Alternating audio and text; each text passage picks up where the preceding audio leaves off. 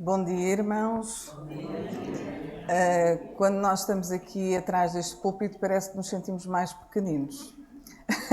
É uma responsabilidade muito grande falarmos sobre a palavra de Deus quando os irmãos vêm aqui para ouvir e que realmente seja o Senhor a falar através de meros instrumentos.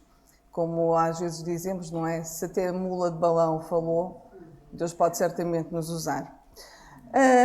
Hoje também confesso que quando preparei a pregação, estava a preparar, não tinha consciência que hoje era a comemoração do Dia da Mãe aqui. Contudo, penso que o título até é Reformadores da Verdade. Vamos falar um bocadinho, se calhar, até de algumas coisas que já temos vindo a falar, mas será que uma perspectiva de uma mãe, vamos por assim dizer. A pregação não é necessariamente uma pregação para as mães, mas é uma pregação que certamente as mães irão aproveitar e assim como eu ao preparar também foi um motivo de reflexão, acredito que será um motivo de reflexão para as mães aqui presentes e para cada um de nós. Nós temos vindo a falar ao longo da escola sabatina sobre o grande conflito, não é verdade? E não só sobre o grande conflito, como sobre o início da Igreja Cristã, a perseguição, os reformadores. Não foi por acaso que eu escolhi o hino 33, ou o hino do Castelo Forte, agora no hino novenário não sei qual é o número, mas porque este hino foi escrito, eu creio que a maioria sabe por quem é que ele foi escrito. Martinho Lutero, não é? Ele foi escrito, penso que quando ele põe as teses na porta, prega as teses na porta de Wittenberg, foi em 1517, este hino foi escrito em 1529, uns 12 anos depois. E se nós lermos a letra e pensarmos que foi Lutero quem escreveu aquela letra, ainda se torna mais significativa. Por isso às vezes é interessante nós sabermos quem escreveu a letra e o contexto da vida daquela pessoa, porque a letra desperta ainda mais. Quando ele diz que temos que deixar, não é? Família, bens, lar, até a vida, nós sabemos que temos a vida eterna como promessa. E foi isso que levou muitos homens e mulheres a terem a força que acredito que nenhum de nós teria ou terá se não for a força de Deus. E só para vos dar uma ideia, eu já li algumas vezes o Grande Conflito, mas confesso que eu comecei a ler há um tempo atrás, do início, porque eu confesso também que eu nunca tive muita coragem de ler o início. Eu li várias vezes o Grande Conflito, mas eu saltava o início. Porquê? Não sei se pela minha sensibilidade, gostava muito de ver todas aquelas situações de martírio, de morte. Então eu saltava logo para a frente e dizia, depois eu leio melhor isto. É também uma coisa mais histórica, vou saltar. Mas talvez agora, pela experiência de vida, pelos tempos que vivem, Deus deu uma força e vontade de ler sobre esses homens e essas mulheres que viveram em contextos que, quem sabe, um dia teremos que enfrentar e que possamos estar preparados como eles se prepararam. Nós temos vindo a falar, e aqui vou reforçar esta ideia, de que quando a Igreja Cristã surgiu, nós sabemos que o que é que aconteceu a essa Igreja? Os cristãos eram perseguidos. Foi a estratégia que Satanás usou, e já aqui um bocadinho no outro dia na escola sabatina dei um bocadinho essa luz. Satanás usou como estratégia perseguir os cristãos. E aqui no Grande Conflito, isto aqui é o apontador? Os cristãos eram despojados dos seus bens, expulsos das suas casas, suportaram grandes sofrimentos, sofreram escárnios e vergastadas, foram atados e postos na cadeia, muitos selaram o testemunho com o próprio sangue. Já viram, irmãos, que era ser cristão naquela altura?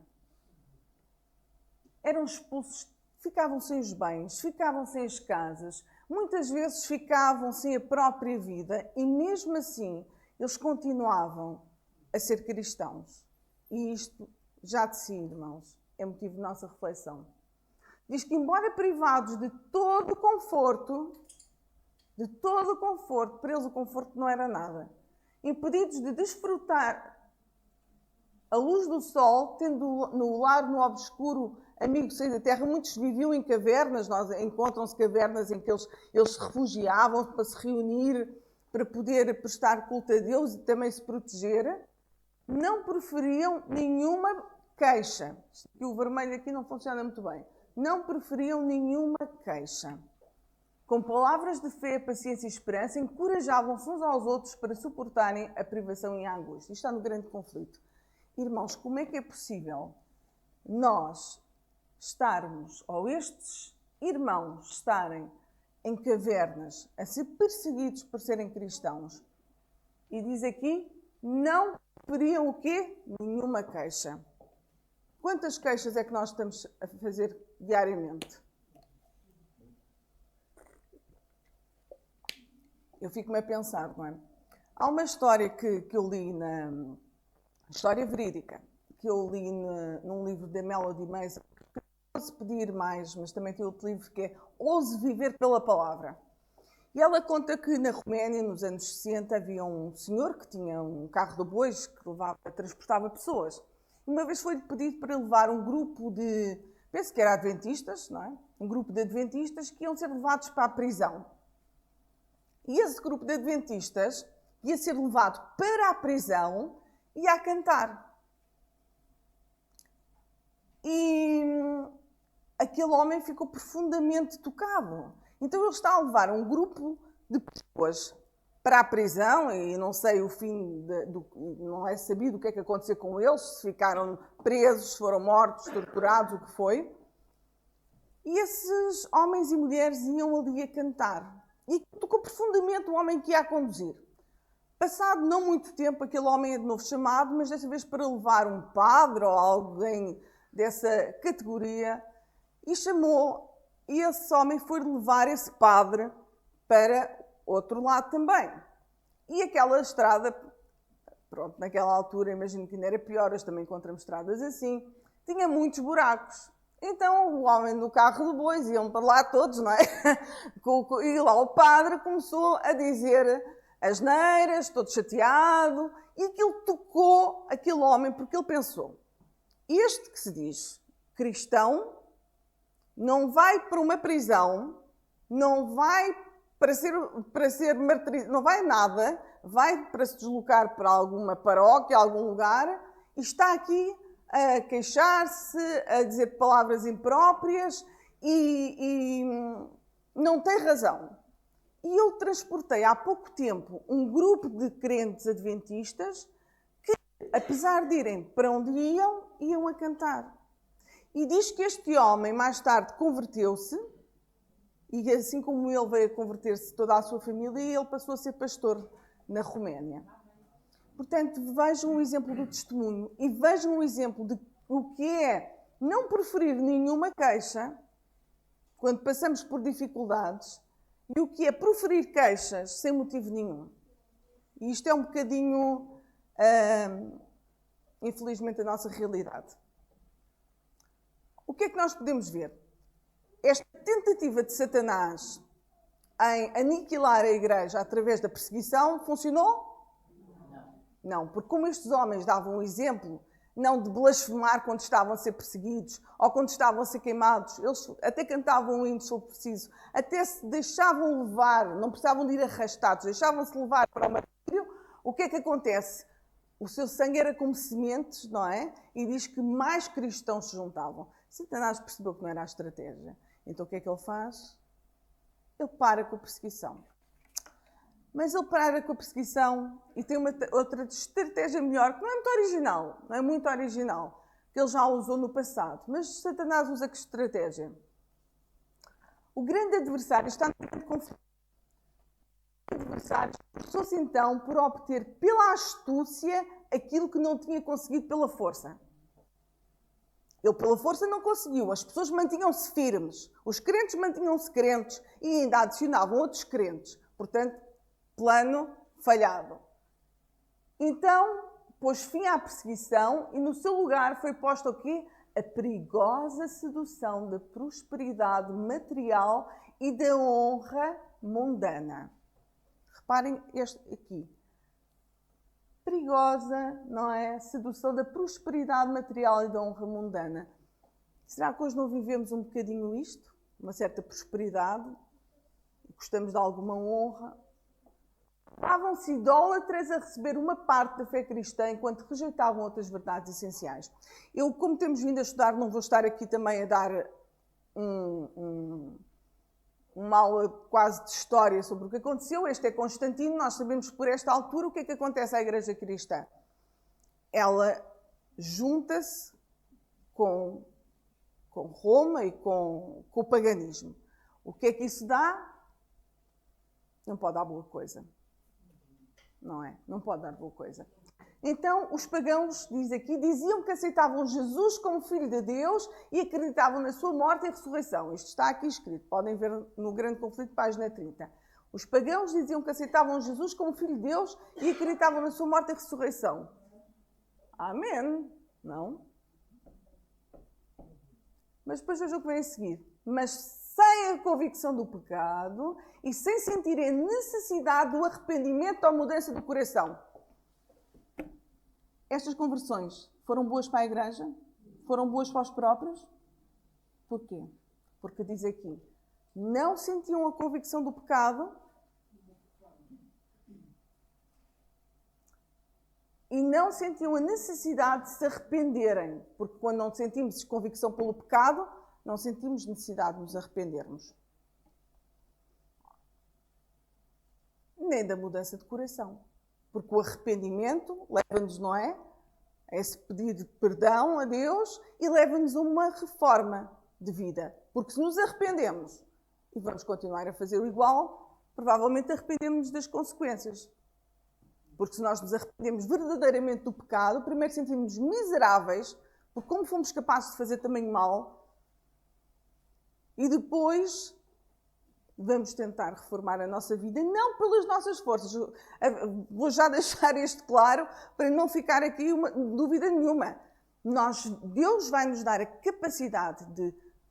Porque nós não há capacidade nenhuma. Nós não temos capacidade de fazer nada de bom. É Deus quem nos vai dar a capacidade de reformarmos a nossa vida. Agora eu pergunto, será que nós às vezes parecemos pagãos batizados?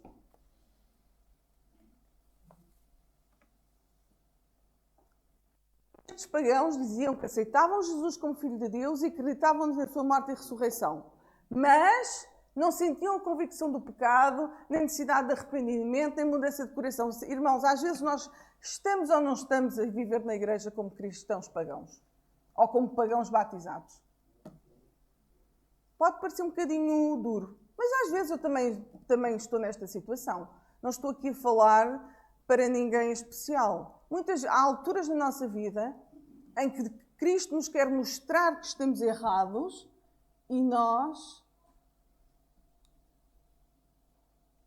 agimos como pagãos batizados. Se pudéssemos abrir, eu gostava de ler Salmo 106.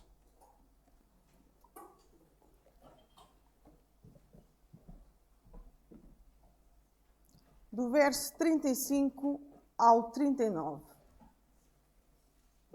E aqui nós, irmãos, podemos ver que esta estratégia do inimigo não é uma estratégia necessariamente original que ele começou a usar no início da igreja. Já vem para trás. E diz assim: antes de se misturarem com os gentios, não destruíram os povos como o Senhor lhes dissera. Isto no 34. Quando eles conquistavam determinadas regiões, Deus mandava-os destruir os povos. E aqui é porque a misericórdia também daqueles povos já tinha sido ultrapassada. Antes de se misturarem com os gentios e aprenderem as suas obras, e serviram aos seus ídolos que vieram a ser-lhes um laço. Demais disto, sacrificaram seus filhos e suas filhas aos demónios e derramaram sangue inocente, o sangue dos seus filhos e das suas filhas, que sacrificaram aos ídolos de Canaã, e a terra foi manchada com sangue. Assim contaminaram com as suas obras e se corromperam com os seus feitos. O que é que nós vemos aqui, irmãos, falando do povo passado? Eles misturaram-se. E aqui quando estamos a falar, não é nós relacionarmos ou misturarmos com as pessoas, não é? E falarmos, não é isso. Eles misturaram-se a nível daquilo que eles queriam, passaram como houve esta mistura aqui. Aqui houve uma mistura. Nós podíamos dizer que bom. O cristianismo converteu-se. Os pagãos agora passaram a ser cristãos. A igreja está cheia. É isso que nós queremos, irmãos? Não, porque aqui havia uma mistura e não é isso que nós queremos. Essa mistura não é uma mistura. Deus quer que cada um se salve, dos que estão aqui aos que não estão. Mas Deus quer que o conheçamos pela verdade.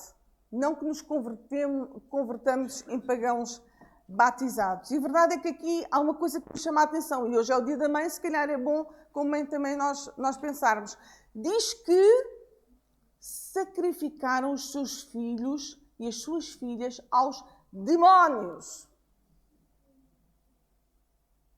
Será que nós corremos o risco de às vezes sacrificarmos as nossas filhas e os nossos filhos aos demónios? Diz que há um grande perigo quando entramos neste tipo de situação. Sob a caspa de um pretenso cristianismo, Satanás estava a insinuar-se na igreja para corromper a sua fé e desviar a sua mente da palavra da verdade. Lá está, um pretenso cristianismo.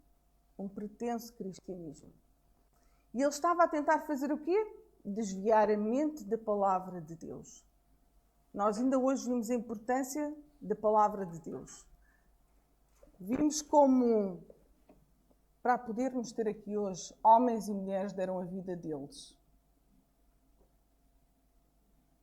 Nesta altura, Satanás procurou fechar a palavra.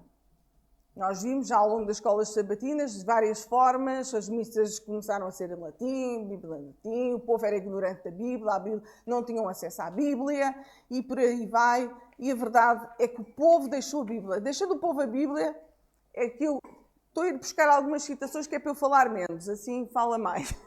O Espírito de Profecia também é a Bíblia. Satanás bem sabia que as Sagradas Escrituras tornariam os homens capazes de fazer o quê? Discernir os seus enganos e resistir ao seu poder. Irmãos, se nós conhecermos a palavra de Deus, como é que Cristo resistiu a Satanás na tentação? Está escrito. E se nós conhecermos a palavra, não apenas de estudar e saber, mas de se vivermos a palavra, podemos resistir à tentação dizendo, está escrito. Podemos resistir a Satanás dizendo, está escrito. Como também está escrito, isto, submetei-vos, pois, a Deus, resisti ao diabo, ele fugirá de vós. Por isso é que Satanás quer esconder a palavra de Deus. E não pode. Por Satanás conservar o seu domínio sobre os homens e estabelecer a autoridade do usurpador papal, deveria mantê-los na ignorância da Bíblia, como vimos. Depois de removido o único obstáculo que poderia revelar o erro, as Escrituras, Satanás agiu livremente. Então nós vemos aqui o que é que nos permite revelar o erro? As Escrituras. O que é que nos permite saber qual é a verdade? Estamos numa sociedade em que a verdade é relativa, é assim, mas depende, segue o que sentes. Mas não, há uma verdade. Essa verdade é Cristo e Ele é revelado aqui. Portanto, irmãos, não precisamos de ser enganados. Às vezes nós gostamos de ser enganados, vamos ser sinceros, gostamos ou não gostamos? Às vezes nós gostamos, às vezes eu gosto.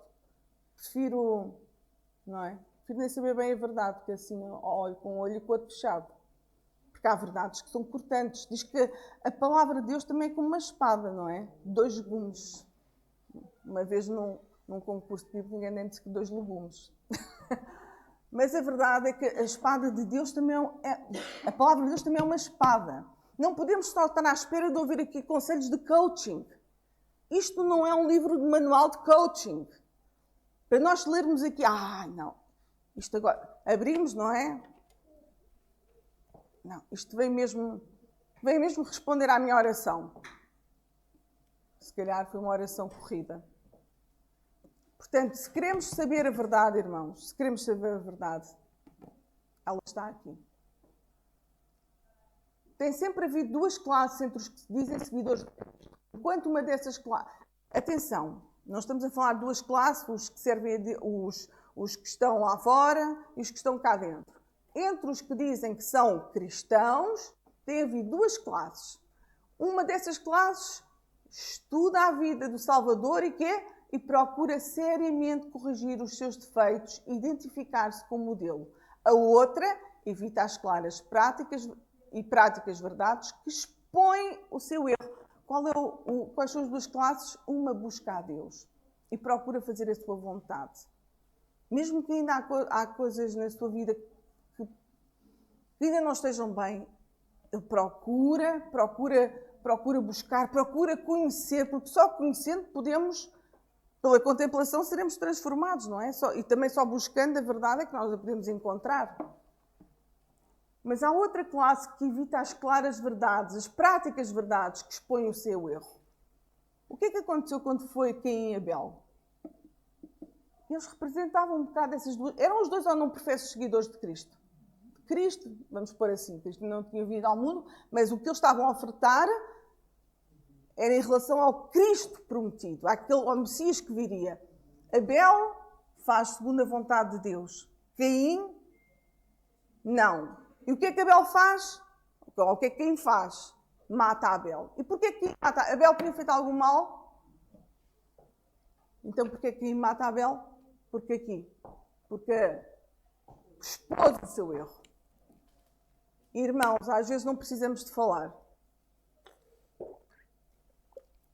Não foi necessariamente Abel que disse a Caim que ele estava errado.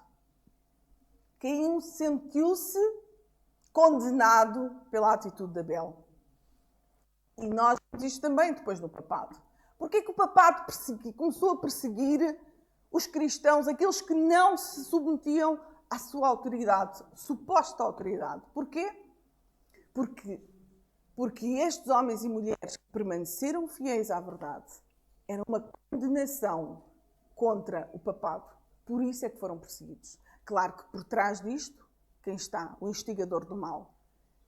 Mas muitas vezes enganando-nos pensando que somos seguidores de Cristo. E como dizia há pouco, às vezes somos pagãos convertidos.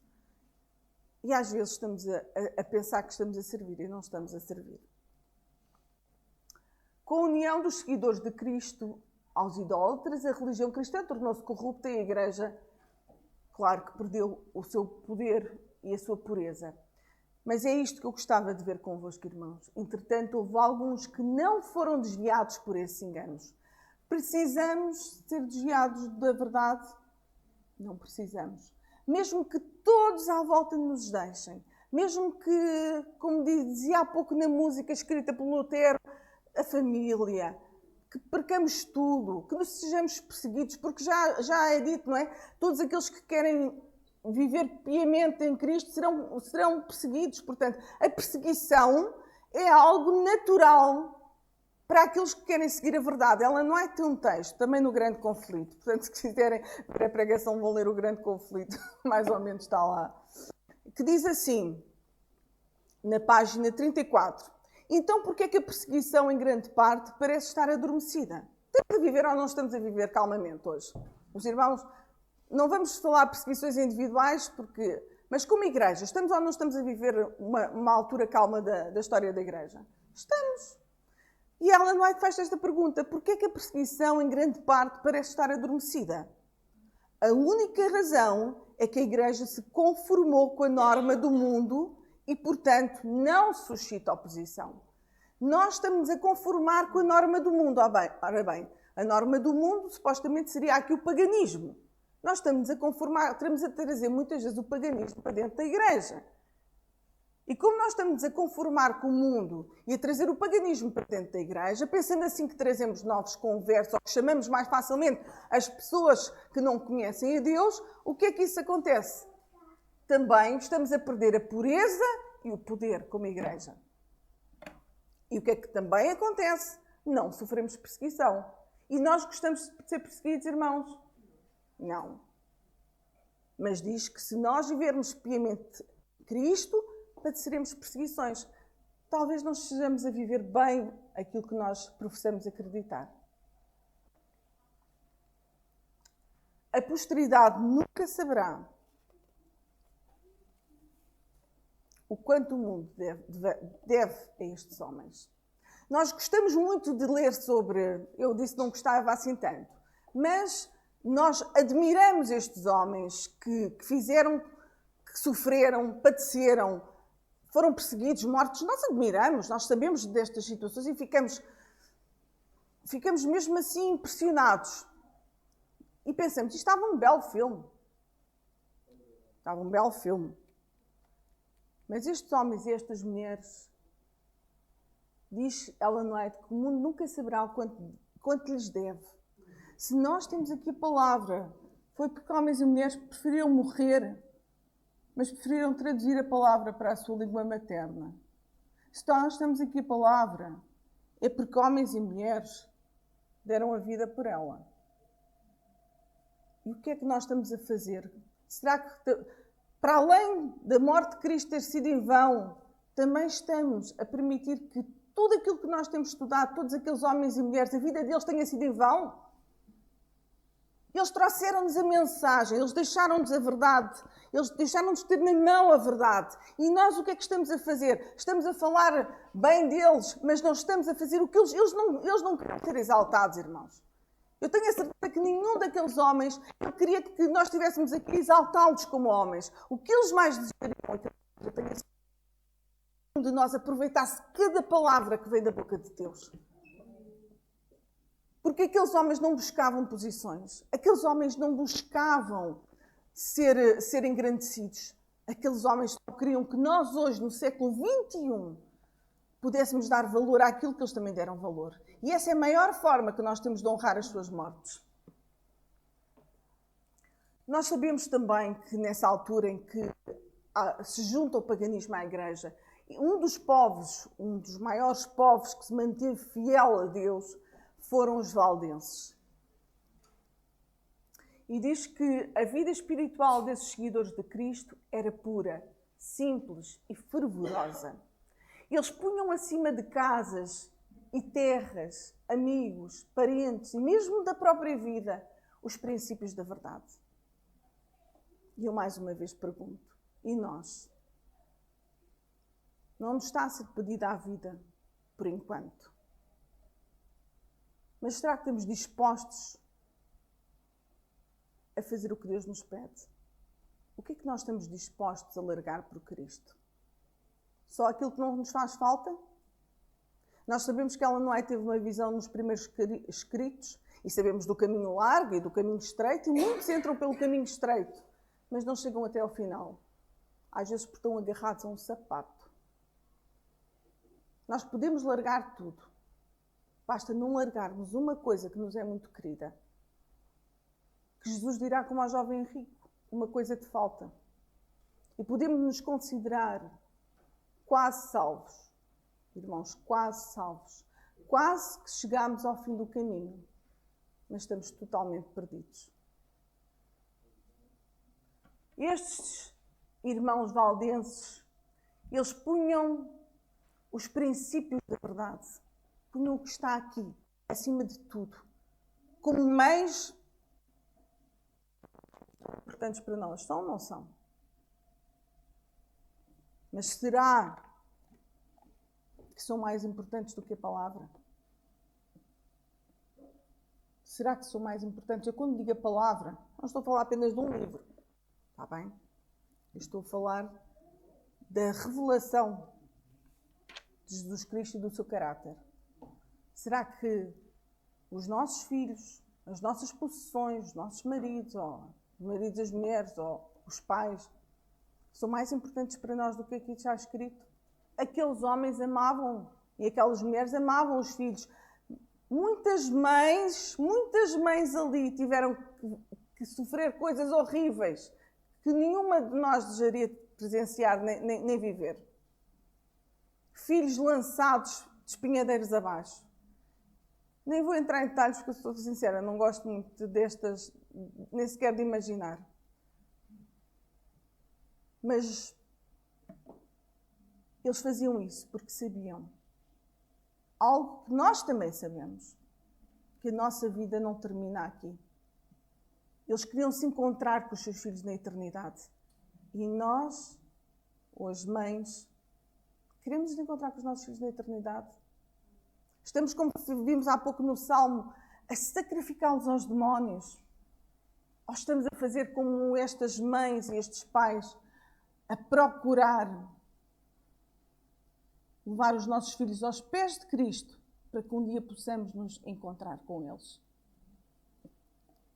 Isto também não é uma novidade, nós sabemos que em Deuteronômio 6 também nos é dito estas palavras, e não vou ler para não perder muito tempo. Estas palavras inculcarás no teu coração, ou as guardarás no teu coração, não é? E falarás aos teus filhos andando pelo caminho, sentando-te, levantando, ou seja, constantemente. E como é que nós podemos falar aos nossos filhos constantemente? Nem sempre estamos com eles. Mas como é que podemos falar constantemente aos nossos filhos? Pelo nosso exemplo. Por isso é que é dito primeiro, estas palavras tens que as guardar no teu coração. Então, depois podes falar aos teus filhos. Porque primeiro tem que estar no nosso coração. E estes homens e estas mulheres tinham a palavra no coração. Depois é que eles puderam passar aos seus filhos. Diz que procuravam cuidadosamente gravar esses princípios no coração dos jovens. Desde a mais tenra infância, os jovens eram instruídos o quê? Nas Escrituras, e ensinados a considerar os requisitos da lei de Deus como santos. Estes jovens eram criados com a Bíblia ao centro. A Bíblia era o centro da educação deles.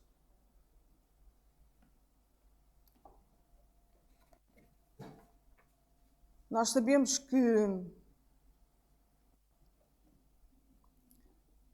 estes homens e estas mulheres, muitas vezes, despediram-se dos seus filhos, já ouvi dizer, dizendo, até amanhã da ressurreição, porque eles não sabiam se voltariam a ver.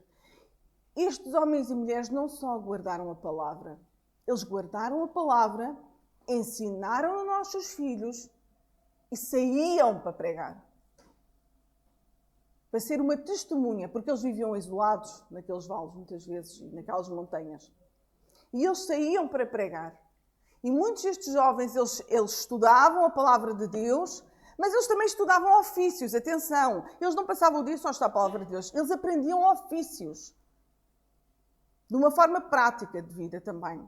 E depois iam, e muitas vezes, como vários trabalhos, eles iam vender coisas como artesãos, vendiam e levavam a palavra de Deus com eles para poder pregar.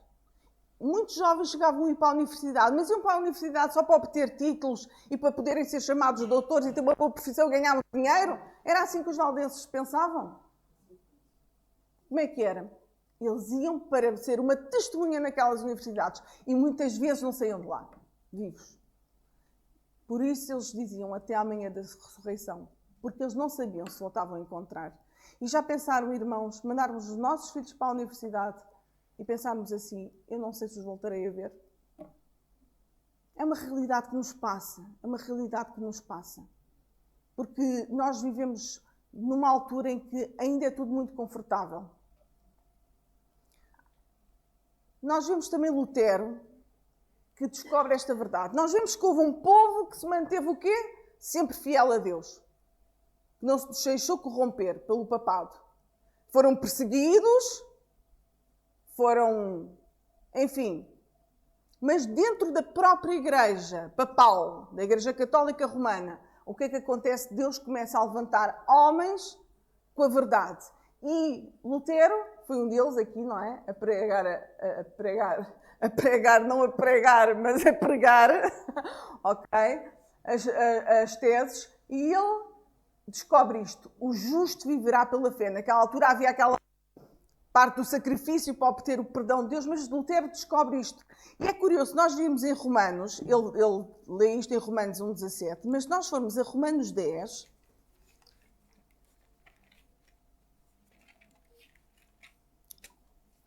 Em Romanos 10, 17, Romanos 10, 17 diz assim: de sorte que a fé é pelo ouvir, e o ouvir pela palavra de Deus. Como é que vem a fé? Ouvir a palavra de Deus. Então Lutero descobre que o justo viverá pela fé, e há este quase slogan do protestantismo, que era só a Escritura, que quer dizer o quê? Apenas a Bíblia, apenas a Escritura.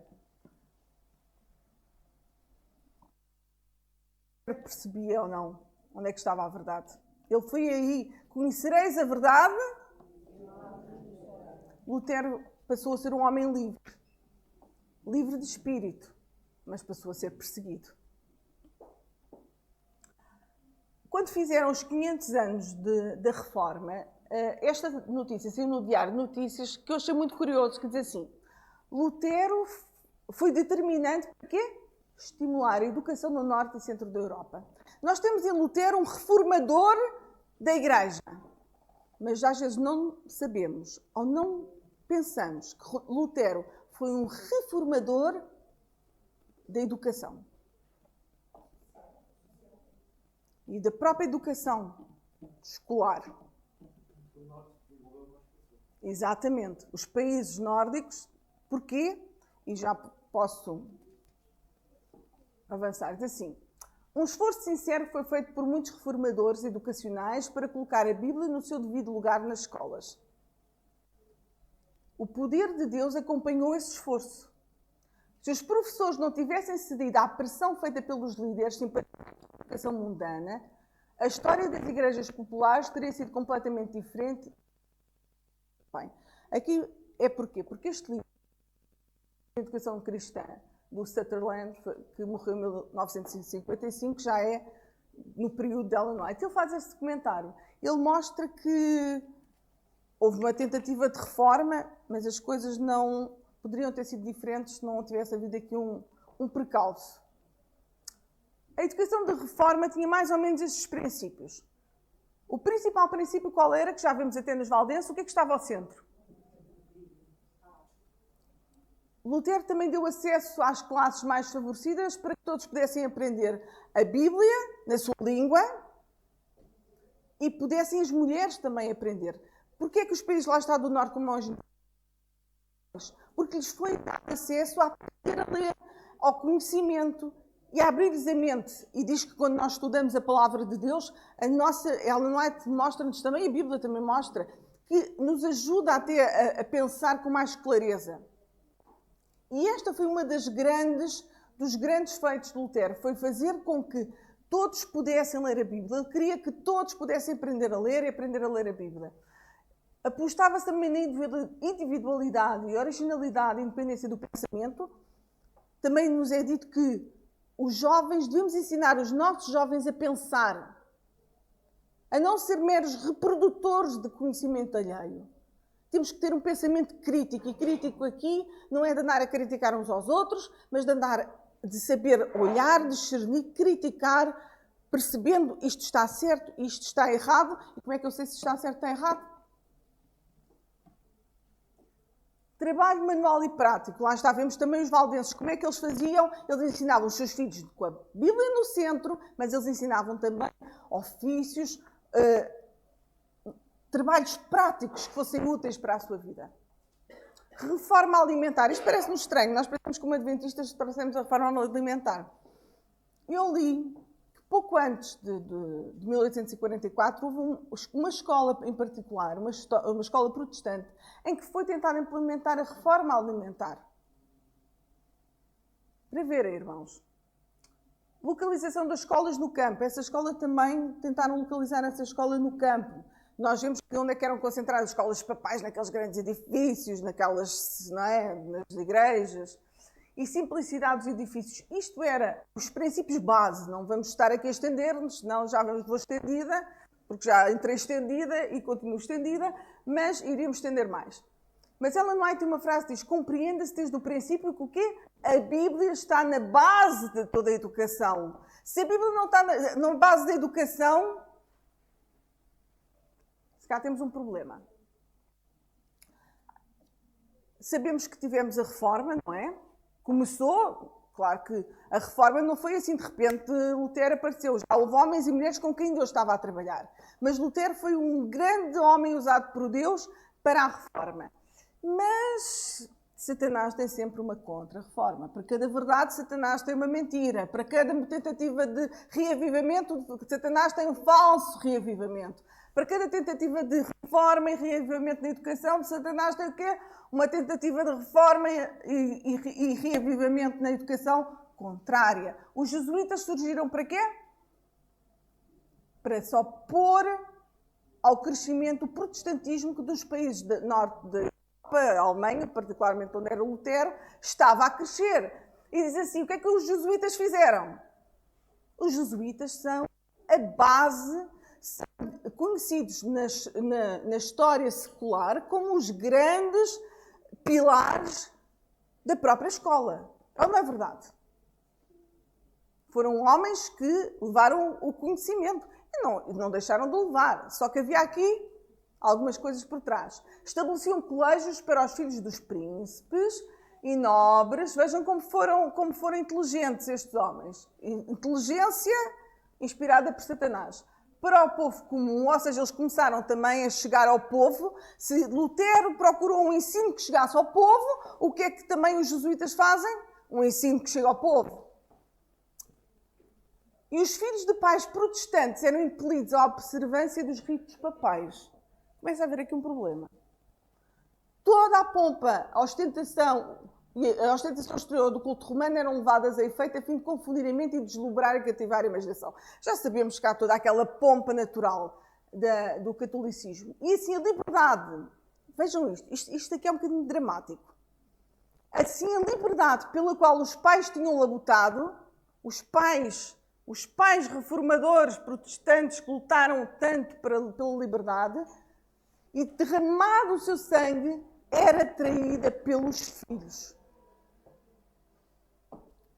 Já viram, irmãos? Estes homens que lutaram pela vida, vêm agora à sua descendência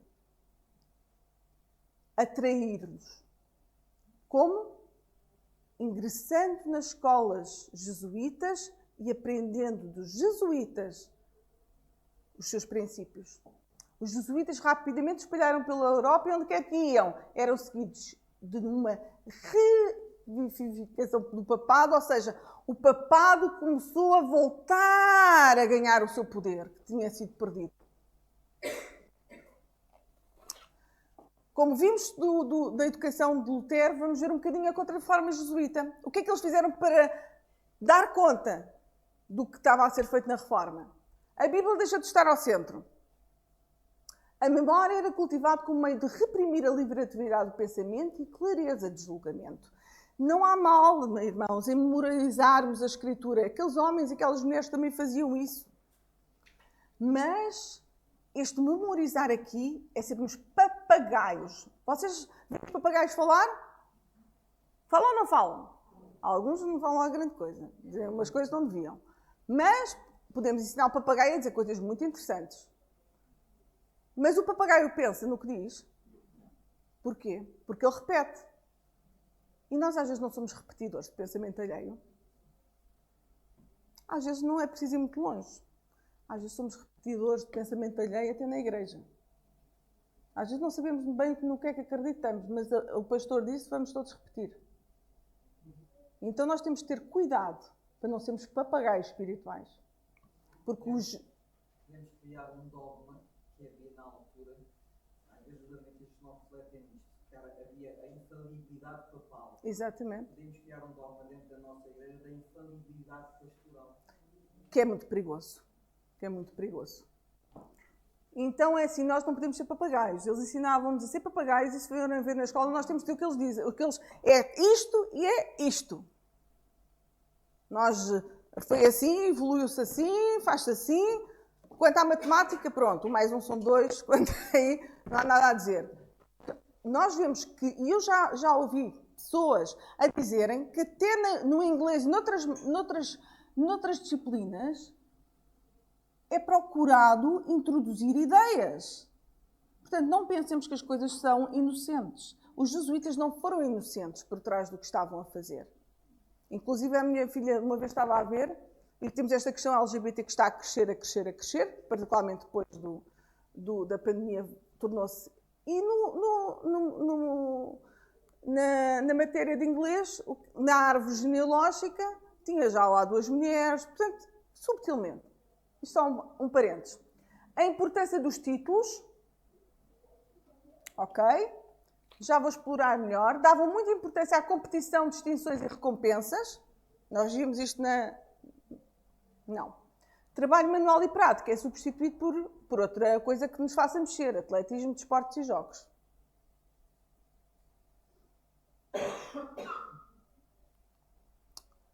Então, a memória era cultivada, aqui já vimos, vou saltar um bocadinho esta ideia, não é? E vamos ver a importância dos títulos. Os cristãos precisam mostrar ao mundo, isto é um bocado o contrário, que todos os homens foram criados iguais e que foram dotados pelo Criador de certos direitos inalienáveis. Entre estes direitos estão a vida e a liberdade. E o papado opinha-se um bocado a isto. Eu até gostava de ir aqui à Bíblia. Porque assim, Deus diz que não faz o quê? Acepção de pessoas. Deus não faz acepção de pessoas. É-nos dito também em Gálatas que não há judeu nem grego, servo nem livre, ou não é verdade? Somos todos iguais aos olhos de Deus. Somos ou não somos? Mas eu gostava que abrissem comigo em Tiago 2. Rapidamente, Tiago 2, 1 a 4. E isto sempre me impressionou muito, este texto. Diz assim: meus irmãos, não tenhais a fé de nosso Senhor Jesus Cristo, Senhor da glória, e exceção de pessoas. Porque se no vosso ajuntamento, ou seja, se na nossa congregação, entrar algum homem com anel de ouro no dedo, com trajes preciosos, e entrar também algum pobre com sórdido traje, e atentardes para o que traz o traje precioso, e lhe disserdes: assenta-te aqui no honra, e disserdes ao pobre: tu fica aí, em pé, senta-te aí abaixo do meu estrado. Porventura não fizeste distinção entre vós mesmos e não fizeste juízes de maus pensamentos? Irmãos, quantas vezes nós aqui é o senhor doutor, entra ali um pobre mendigabundo e cheirar um bocadinho, olha, vamos pôr-lhe uma cadeira ali que se calhar fica a apanhar um bocadinho mais de ar. Vamos ser realistas, irmãos. Acontece ou não acontece na nossa igreja hoje? Há mal em tirarmos uma licenciatura? Não, eu também tirei. Mas não é isso. Vale o que vale. Lembram-se quando Paulo diz, só usando aqui já agora um bocadinho a palavra para não ser eu a falar tanto e ir dando espaço. Em Filipenses diz-nos assim: mas o que para mim era ganho reportei por perda por Cristo. E, na verdade, tenho também por perda todas as coisas pela excelência do conhecimento de Cristo Jesus, meu Senhor, pelo qual sofri perda de todas estas coisas. E a escória, há traduções que dizem como esterco. Considero como esterco que possa ganhar muito dentro. Estamos a fazer aqui acima é um irmão ao qual Deus chama, um irmão como qualquer um de vocês. Simplesmente Deus falar. Por isso, irmãos, não gosta. E por isso não façamos exceção de pessoas. Outro ponto da reforma jesuíta dava muita importância ao quê? À competição, distinções e recompensas. Os jesuítas davam muita importância à competição. Está em História da Educação. Aquele que sabe como estimular o espírito de competitividade, quem?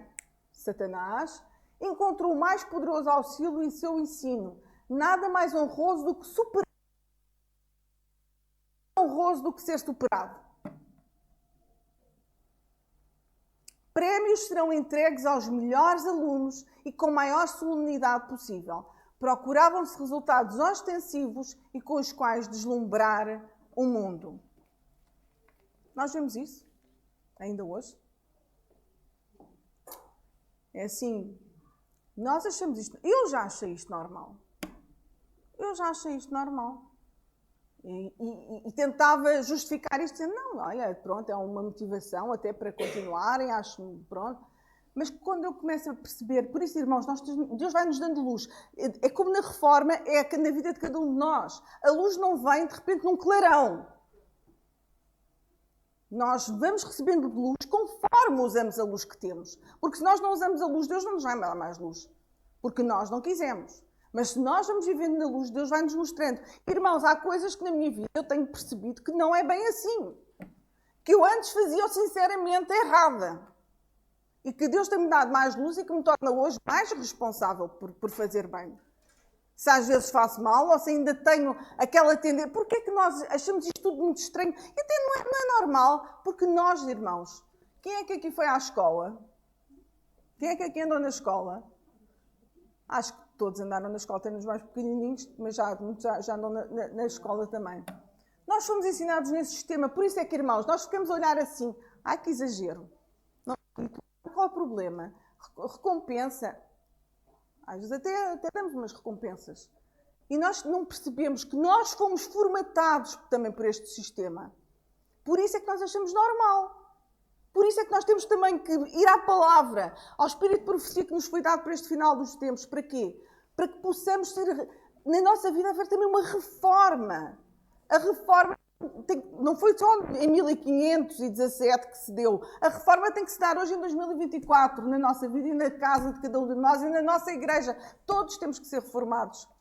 Há coisas na nossa vida que nós viemos ainda desta confusão, desta mistura. E mais, este diz eminente professor, escritor, pai do sistema público, era uma pessoa dada à educação. Eu sustentei que é anticristão colocar duas crianças em tal relação, uma com a outra, que se uma ganha, a outra deve perder. Irmãos, quando nós nos colocamos nesta situação de competição, a competição é algo que Deus não se agrada. E, irmãos, eu digo-vos isto, ainda imbuída do espírito jesuíta. Porque a verdade, irmãos, é que isto é a verdade. Mas dentro de nós nós estamos ainda... Não é? Porquê? Porque o mundo tem entrado na igreja, a igreja no mundo. E por onde é que ele tem entrado o mundo? Às vezes não é diretamente. Às vezes o mundo entra pela educação, como nós estamos a ver. Pelos nossos pais, mas onde é que passávamos muitas horas também? Na escola. E muito do que nós somos se deve também, lá está, à escola. Achamos normal determinadas coisas, que os nossos pais também provavelmente já achavam, e por aí vai. Trabalho manual e prático, substituído por atletismo, desportos e jogos. Que a palavra fale. O exercício físico foi designado pelo Deus da sabedoria. A cada dia, algumas horas devem ser dedicadas a proveitosa educação e ramos de trabalho que ajudem os estudantes a aprender os deveres da vida prática essenciais a todos os nossos jovens. Mas isto foi eliminado. Introduziram-se diversões que simplesmente proporcionam exercício. Devemos ou não devemos fazer exercício? Devemos fazer exercício. Mas muitas vezes nós vamos fazer exercício.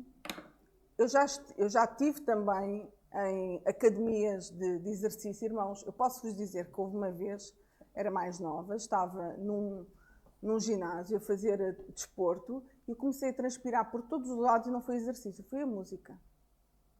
Eu entrei numa espécie, acho que tive um acesso de pânico. Comecei a sentir-me completamente... Não sei o que era, por causa da música. E eu penso, será que é esse o exercício que nós somos chamados a fazer?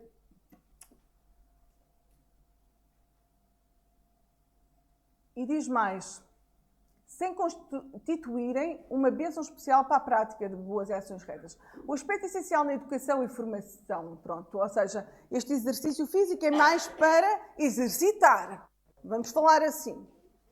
O tempo empregado no exercício físico, o qual passo a passo conduz ao excesso e à intensidade nos jogos e no exercício das faculdades, deveria ser usado segundo as normas de Cristo, com que se obteria a bênção de Deus.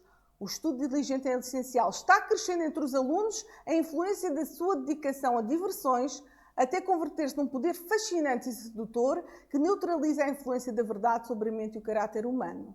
Que dispêndio de energias é envidado nas partidas de... Irmãos, eu retirei de propósito o que estava escrito. Porque eu não quero estar a falar de uma coisa em especial, eu quero falar de um princípio e por isso eu me retirei dali. Quem quiser procurar, mas não estamos a falar apenas de uma coisa, estamos a falar de um princípio geral, está bem?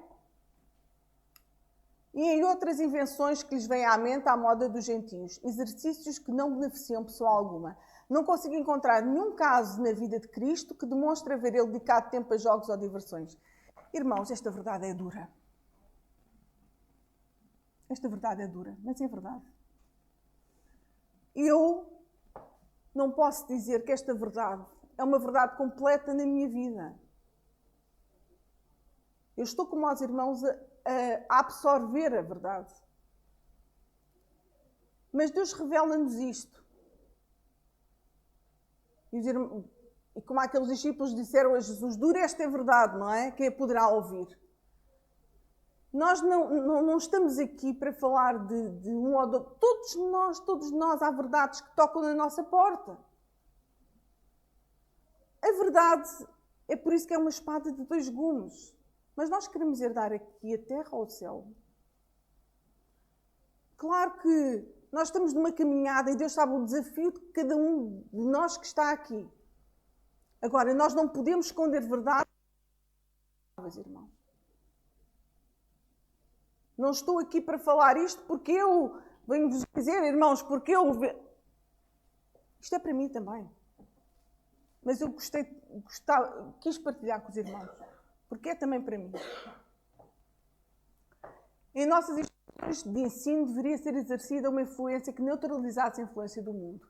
E não desse incentivo algum à condescendência com o apetite, com a satisfação, o egoísmo dos sentidos, com o orgulho, a ambição, o amor ao vestuário e à ostentação, o amor ao aplauso e à lisonja e à disputa por elevadas retribuições e honras como recompensa pelo bom desempenho escolar.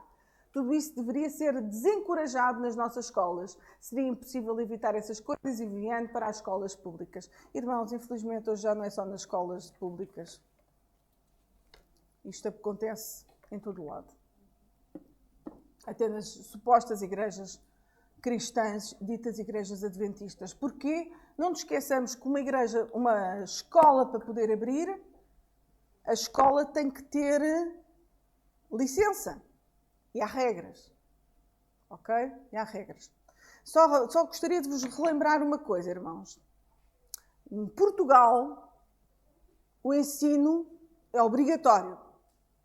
Em Portugal, o ensino é obrigatório. Até a pessoa fazer 18 anos é obrigada a andar a ter o ensino. O ensino é obrigatório. Mas a escola não é obrigatória. Em Portugal, o ensino é obrigatório, mas a escola não é obrigatória. Nós temos 3 modalidades de ensino. Temos o ensino presencial, que é aquele ensino na escola, certo? Temos o ensino doméstico, que é aquele ensino que era feito, que foi o que Jesus até teve. Jesus foi ensinado até nas escolas cristãs da altura? Não, foi ensinado em casa pela mãe. Então nós temos o ensino doméstico, que é legal em Portugal, e temos o ensino individual.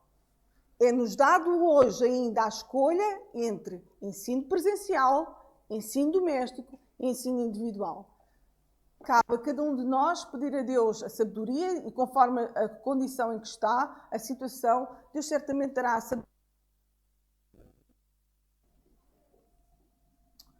Os esforços para educar os nossos filhos e jovens no temor do Senhor, sem dar lugar preeminente ao estudo da palavra, são lamentavelmente mal orientados. A não ser que haja um ensino que leve ao reconhecimento do pecado e ódio ao mesmo, resultará em deformidade moral. Irmãos, vamos ser sinceros. O nosso mundo puxa para Deus. Quando eles estão na escola, eles são ensinados sobre Deus? Não. E nós hoje, mesmo criancinhas pequeninas, elas vão logo para a escola. Estão a ser educados por educadores que ensinam sobre Deus? Nós falamos de qualidade.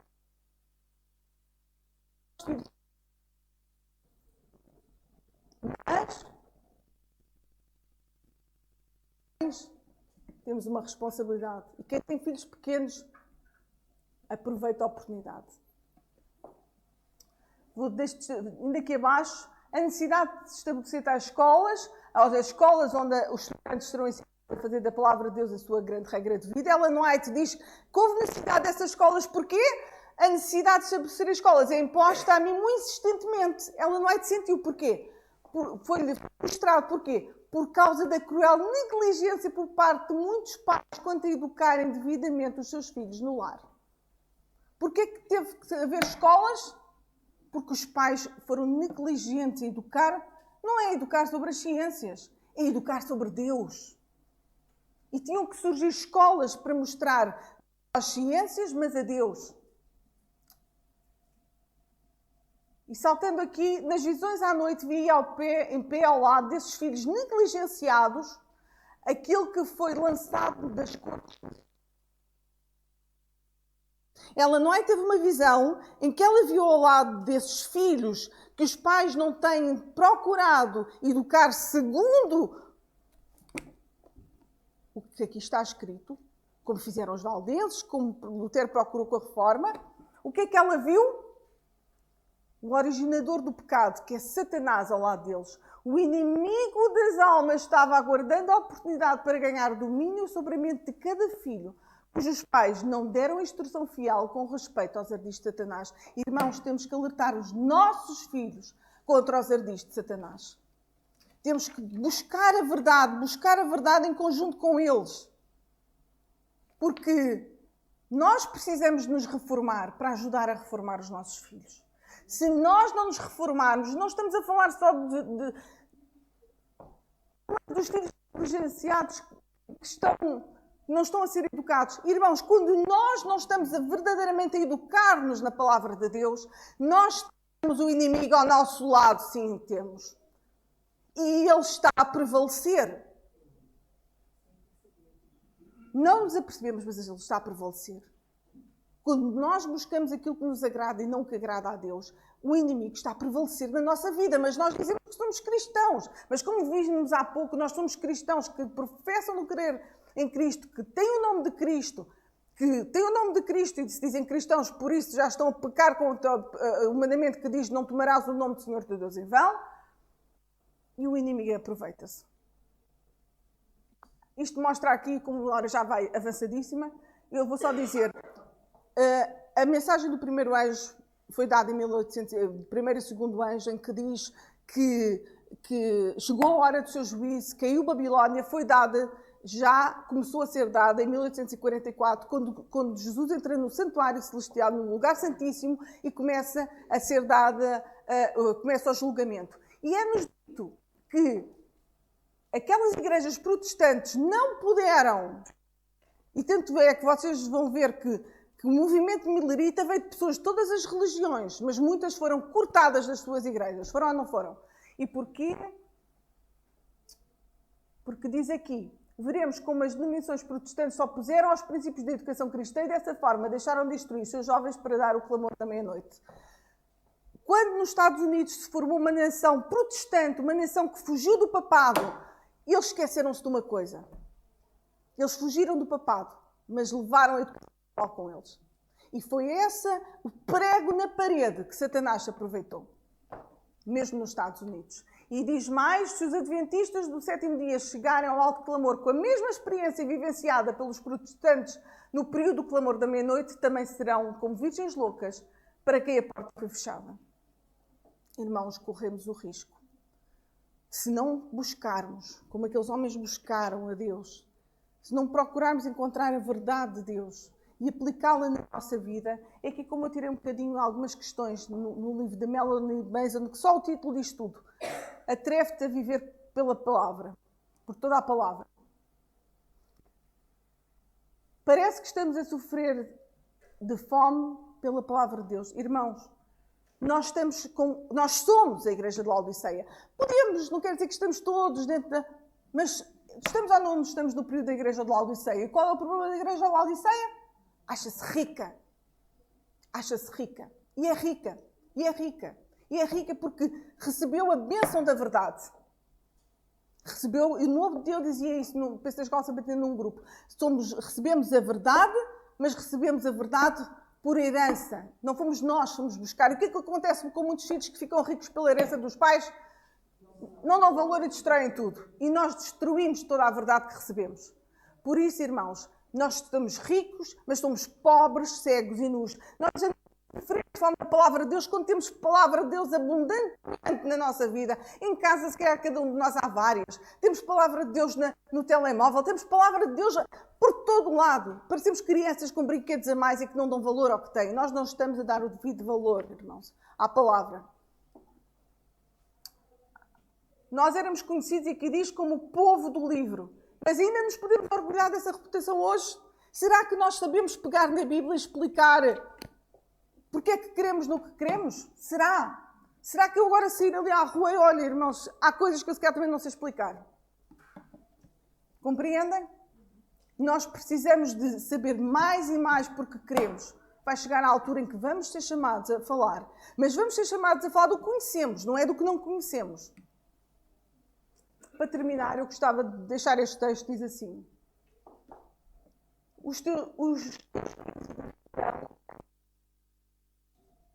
Levantarás os fundamentos de geração em geração. Isto será chamado o quê? Reparador de brechas e restaurador de veredas.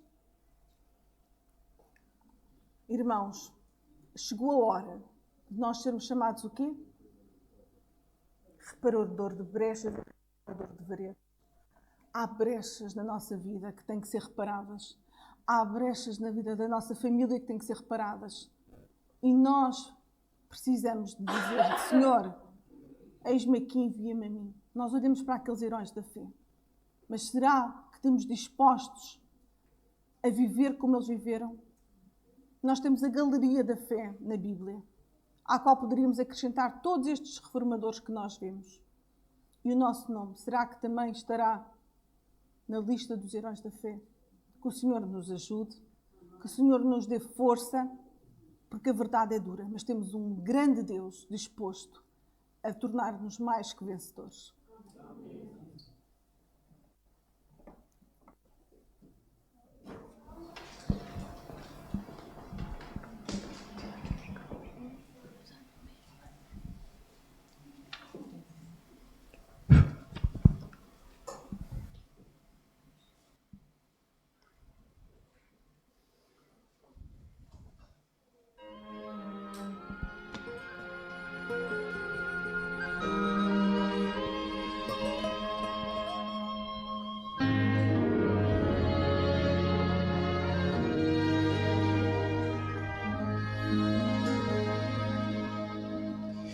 Foi há muito tempo atrás que a história aconteceu,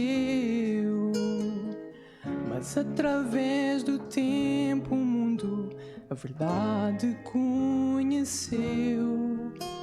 Por homens cheios de vontade de anunciar o amor, é que hoje nós sabemos a história do Senhor. São chamados os heróis da fé, soldados de Jesus, levando a toda a humanidade a verdade e a luz, passando sempre à frente a grande tocha do amor, pregando através dos tempos, Cristo é Salvador.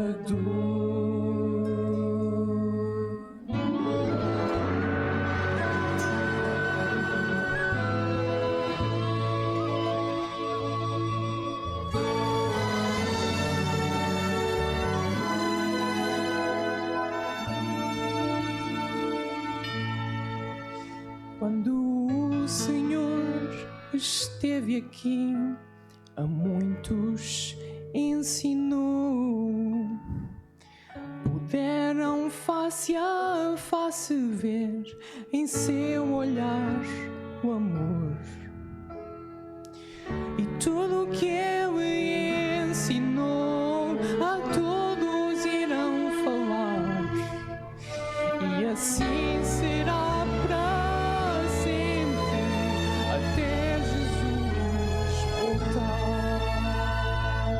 São chamados os heróis da fé, soldados de Jesus, levando a toda a humanidade a verdade e a luz, passando sempre à frente a grande tocha do amor, pregando através dos tempos, Cristo é Salvador. Os heróis da fé, soldados de Jesus, levando a toda a humanidade a verdade e a luz, passando sempre à frente a grande tocha do amor, pregando através dos tempos, Cristo é Salvador. Chegou a vez de levantarmos a tocha do amor e sermos os heróis da fé, fortes soldados do Senhor.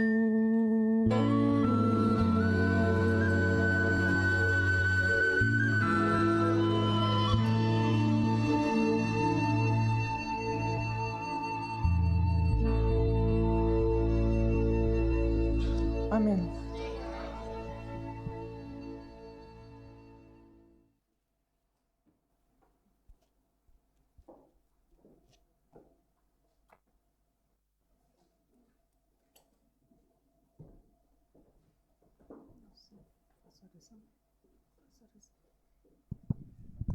Irmãos, vamos nos levantar para orar.